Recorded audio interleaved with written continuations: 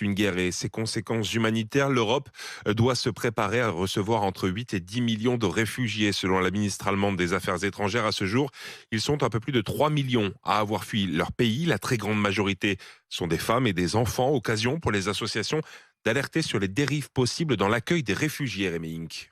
Le principal risque pour ces réfugiés est de tomber dans une spirale, de devenir dépendants des réseaux mafieux ou de personnes mal intentionnées.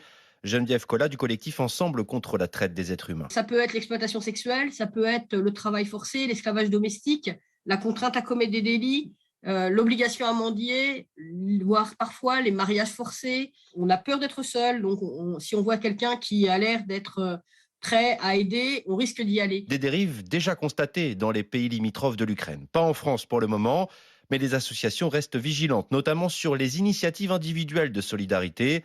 Guilhem Mante de la Fédération de l'entraide protestante. On a notamment des personnes qui nous appellent en nous disant qu'ils ont commencé à héberger une famille ou une personne sans que cet hébergement soit vraiment raccroché à un dispositif public en fait d'accompagnement des personnes. Donc là, il peut y avoir un risque effectivement de voir des initiatives un petit peu isolées. Des associations qui alertent aussi sur le besoin urgent de formation des policiers ou des travailleurs sociaux pour prévenir et traiter ces situations.